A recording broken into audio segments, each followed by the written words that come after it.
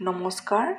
আজি মই আপোনালোকলৈ অতি সোৱাদ লগা পিঠাৰ ৰেচিপি এটা লৈ আহিছোঁ।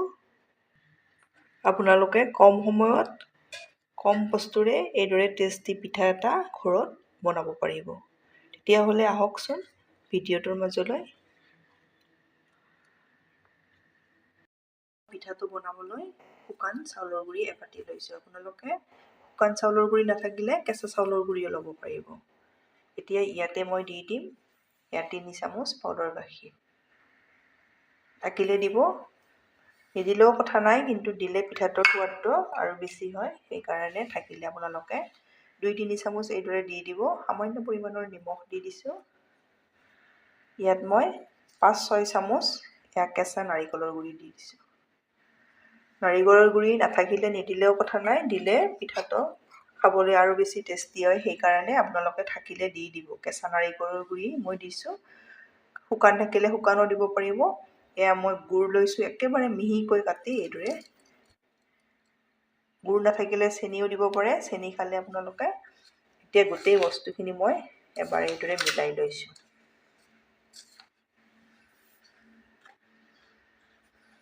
আপোনালোকে মোৰ ভিডিঅ' চাই ভাল পালে লাইক, কমেণ্ট আৰু ছাবস্ক্ৰাইব কৰি দিব। ফেমিলিৰ লগত শ্বেয়াৰ কৰিব।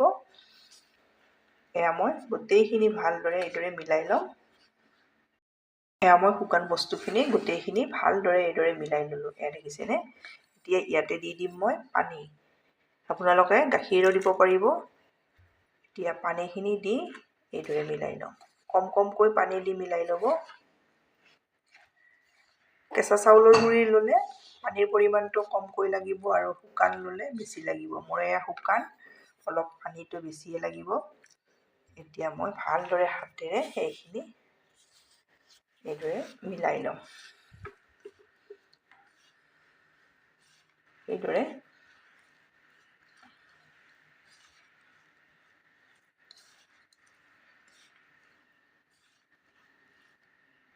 এয়া মই পিঠাগুড়িখিনি ভালদৰে মিলাই ল'লোঁ। আপোনালোকে পানীখিনি দিওঁতে কমকৈ এইদৰে মিলাই ল'ব। শুকান চাউলৰ গুড়ি ল'লে অলপ বেছি লাগিব পানীৰ পৰিমাণটো, আৰু কেঁচা ল'লে কমতে হৈ যাব। এতিয়া আপোনালোকে এইদৰে মিলাই এইদৰে চাই যাব। এয়া দেখিছেনে? এইদৰে লাড্ডুৰ দৰে খাব লাগিব। এতিয়া এইখিনি মোৰ ৰেডি হৈ গ'ল। মই হাতটো ধুই এতিয়া পিঠাকেইটা ৰেডি কৰিম। এয়া মই আপ্পাম পেন এখন লৈছোঁ। পিঠাকেইটাৰ চেপ দিয়াৰ কাৰণে এইদৰে লৈ লৈছোঁ। আপোনালোকৰ নাথাকিলে বাতি ল'লেও হৈ যাব। এইদৰে অলপ ড্ৰাই ফ্ৰুটছ মাজতে দি দিছোঁ। থাকিলে দিব, নাথাকিলে নিদিলেও কথা নাই। মই এয়া পিস্তা আৰু বাদামে দি দিছোঁ। ইয়াত মই ৰেডি কৰি থৈ দিয়া পিঠাগুড়িখিনি এইদৰে মাজতে দি দিছোঁ। চামুচ এখনেৰে এইদৰে দি দিব।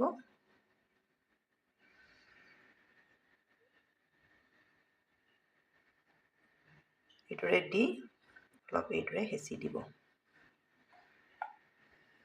এইদৰে দেখিছেনে? এইদৰে হেঁচি এতিয়া চামুচখনৰ এয়া পিছৰ ছাইডটোৰে মই এইদৰে দি দিছোঁ। এয়া দেখিছেনে? এইদৰে মই পিঠা এটা ৰেডি কৰি ল'লোঁ। আৰু এটা দেখাই দিছোঁ। এইদৰে দি দিব মাজতে, দি পিঠাৰ মিশ্ৰণখিনি এইদৰে দি দিব।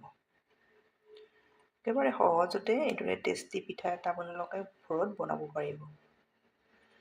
এইদৰে দি দিব, দি এইদৰে অলপ হেঁচি দিব।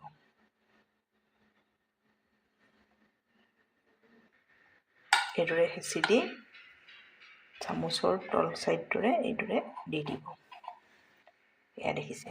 এয়া মই আপোনালোকক দুটা দেখাই দিলোঁ। এইদৰে মই গোটেই পিঠাকেইটা ৰেডি কৰি এয়া মই পিঠাকেইটা এইদৰে ৰেডি কৰি ল'লোঁ। এয়া দেখিছেনে?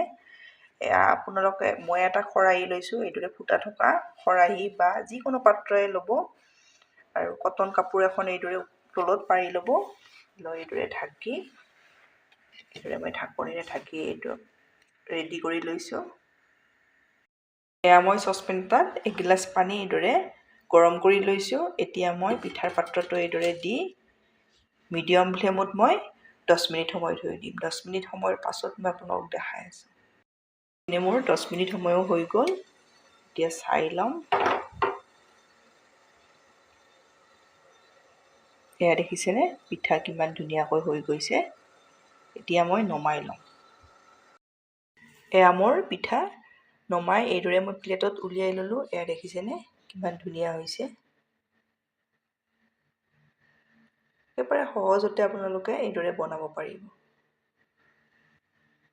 এইদৰে বনাই খাই আপোনালোকে কেনে পায় কমেণ্টত জনাব। ধন্যবাদ ভিডিঅ'টো শেষলৈ চোৱাৰ বাবে।